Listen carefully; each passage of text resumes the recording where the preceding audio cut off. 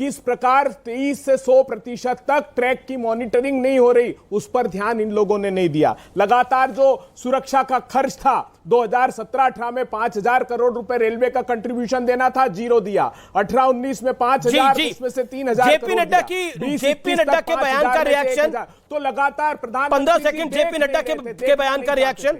महंगाई की बात करो तो इतिहास से जेपी नड्डा के बयान का रिएक्शन। बेरोजगारी की बात करो तो इतिहास से प्रतिशोध लेने लगते हैं। अरे 300 लोगों के करीब अपने प्राणों को गवा चुके हैं आपकी गलती से। पुराने आंकड़े लेकर बैठते हैं कि देखिए कांग्रेस के समय, अरे हमको दायित्व दिया है, इसीलिए तो प्रतिपक्ष में कि हम आपको कम से कम आईना दिखाएं प्रधानमंत्री जी कि आप ठीक कीजिए इनको। अगर ये ठीक नहीं किया तो इतिहास क्षमा नहीं करेगा। आपने पहले भी जब कानपुर की घटना हुई तो यह प्रचारित कर दिया कि एनआईए जांच करेगी, कोई षड्यंत्र है, कोई षड्यंत्र है।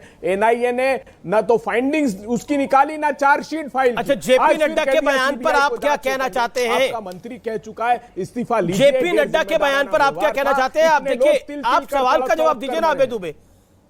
जेपी नड्डा के बयान पर आप क्या कहना चाहते हैं कि नफरत का मेगा मॉल खोला हुआ है राहुल गांधी ने? देखिए, मेगा मॉल की चेन उन्होंने खोल रखी है समूचे देश में नफरत की। जिस देश के प्रधानमंत्री चुनाव के समय शमशान, कब्रिस्तान, रमजान, दिवाली करते हो, जो राम जादे और आगे मैं नहीं कहना चाहता इनके संविधान की शपथ खाने वाले मंत्री ये कहते हो सिर्फ चुनाव जीतने के लिए। आप कर्नाटका के चुनाव तक में भी भारतीय जनता पार्टी ने यही किया, क्योंकि 40% के भीषणतम भ्रष्टाचार पर पर्दा डालना था। आज भी इस घटना पर पर्दा डालने के लिए बयान दिए जा रहे हैं। गंभीरता से देश को विचार करना चाहिए। ठीक है। ये सकारात्मक। अच्छा, क्यों बोला जेपी नड्डा ने ये नफरत का मेगा मॉल खोल रखा है? ओके, डॉक्टर अजय आलोक, और वो कह रहे हैं ध्यान डाइवर्ट करने के लिए बयान है, ये कांग्रेस का आरोप है। 40 सेकंड डॉक्टर अजय आलोक। बयान राहुल गांधी दे रहे हैं बैठ के, न्यूयॉर्क से लेके वॉशिंगटन से लेके हर जगह सैन फ्रांसिस्को तक। और उस बयान पे अगर कोई हम कह रहे हैं कि हर जगह जाके घूम घूम के बोल रहे हैं कि मोहब्बत की दुकान, मोहब्बत की दुकान, अरे किससे ये उधार का शब्द लिया है? मोहब्बत की दुकान खोलने आया हूं। ये मोहब्बत की दुकान खोलनी होती है कि वहां पे जाके सैन फ्रांसिस्को में मुसलमानों की बात करें कि मुसलमानों पर भारत में जुल्म हो रहा है? ये मोहब्बत की दुकान है? सिख का नरसंहार करवाने वाले कहते हैं कि सिख भाइयों के साथ खराब हो रहा है और खालिस्तान जिंदाबाद के नारे लगते हैं, मोहब्बत की दुकान है। नेशनल एंथम का मजाक उड़ता है, नेशनल एंथम प्ले होता है, लोग खड़े नहीं होते हैं, उसे कहा जाता है कि मॉक ड्रिल किया जा रहा है नेशनल एंथम का। मोहब्बत की दुकान है? नफरत का मेगा मॉल नहीं है तो और क्या है? अरे जिसको भारत और भारतीयता की इज्जत नहीं हो, सैम पित्रोदा को खड़ा कर दिया, वो कहता है कि राम हनुमान के नाम पे चुनाव जीतोगे। हम राम हनुमान की बात नहीं करते हैं। जरा बोल के दिखाइए तो जरा, अल्लाह के बारे में और जीसस के बारे में इस तरह से हिकारत वाले शब्दों से। राम हनुमान से नफरत करते हैं और उसके बाद बकवास करेंगे। श्री राम बोलने में जबान कट गई थी और आप कहते हैं कि यहां पे नफरत का मेगा मॉल नहीं है तो क्या है? यहां बैठ के आप हिकारत करते रहेंगे, भारत का मजाक उड़ाएंगे, भारत की सभ्यता का मजाक उड़ाएंगे और उसके बाद कहेंगे कि मैं मोहब्बत की दुकान खोल के बैठा हूं। बड़ा मोहब्बत बांट रहे हैं भाई। मोहब्बत बेचने की चीज होती है क्या? इतना भी समझ नहीं है। इसलिए कहा था ना कि दुर्लभ मूर्ख हैं, जिसमें मिर्ची लग गई थी। आप ही बताइए, मोहब्बत बेचने की चीज होती है क्या कि दुकान में बैठ के बेची जाए? और मैं मोहब्बत बेच रहा हूं, क्या रुपए किलो खरीदोगे? बिना मतलब की बात। और उस पर जवाब देने की जगह दुनिया भर के इशारे चले गए। मैसूर से लेके कहां तक कहां घुमाए, बालासोर, मैसूर, हर जगह। लेकिन यह बात नहीं कह पाए कि राहुल गांधी ने जो विदेश में कहा, एनआरआई के बारे में कहा, राम के बारे में सैम पित्रोदा ने कहा, वो गलत है।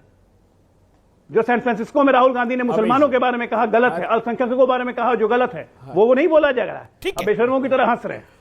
ओके, अबे दुबे, ये सैम पित्रोदा बेरोजगारी की बात करें, नौकरी की बात करें, महंगाई की बात करें, कोई दिक्कत नहीं है, लेकिन उन्होंने ये किस हक से बोला? लेकिन हर कोई राम हनुमान मंदिर की बात करता है, लेकिन मैं कहता हूं मंदिर से रोजगार पैदा नहीं कर सकते। ये तो वही है ना जिन्होंने सिख दंगों पे बोला था, हुआ तो हुआ फेम वाले सैम पित्रोदा है ना। किस मतलब आप मुझे बताइए, वो कह रहे हैं राम हनुमान की बात करने से क्या नौकरी मिल जाएगी?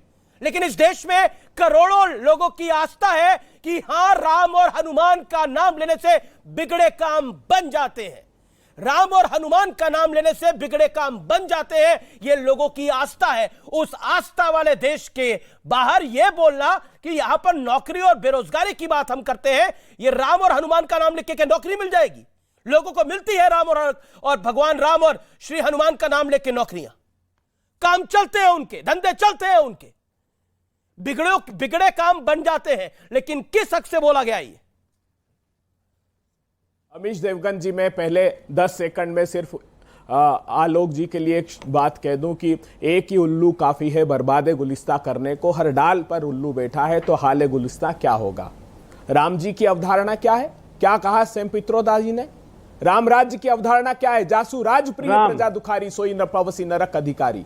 राम हनुमान का, राम जी नहीं कहा, दुख भोग, श्री राम कह लेते हैं, उन्होंने नहीं कहा ये सब। ये राम राज्य को पोषित कर रहे हैं, बताइए मुझे आप। नहीं, मैं कहता हूं बीजेपी राम राज्य को पोषित नहीं कर रही होगी। ना बीजेपी के प्रभु राम सिर्फ बीजेपी वालों के नहीं है। ना, मैं इससे डिसएग्री करता हूं। इस समय व्यूअर्स किस के राम है, किस के राम है, वो ट्वीट करके बताएं। क्या बीजेपी वालों के राम है, क्या सपा वालों के राम है, क्या बसपा वालों के राम है, या फिर किसी पॉलिटिकल पार्टी के राम है? नहीं, भगवान राम इस देश की आस्था है, भगवान राम इस देश के प्राण है, भगवान राम इस देश की सच्चाई है, भगवान राम इस देश का इतिहास और भविष्य है और प्रेजेंट भी है।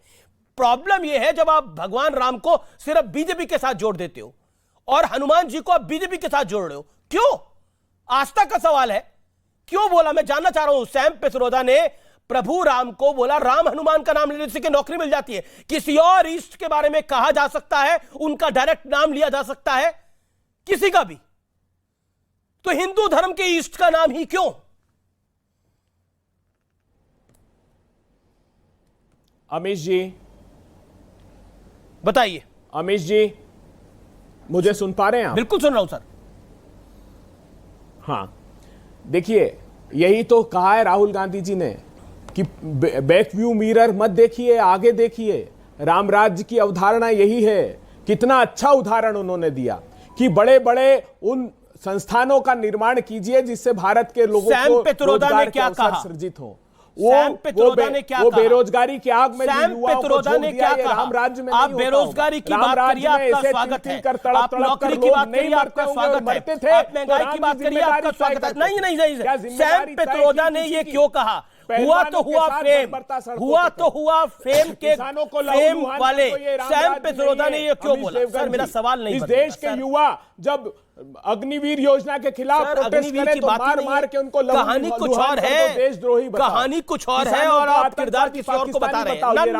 ना, कहानी कुछ और है और किरदार आप किसी और को बता रहे हो। मैं पूछ रहा हूं, सैम पित्रोदा ने ये क्यों बोला? कौन है सैम पित्रोदा?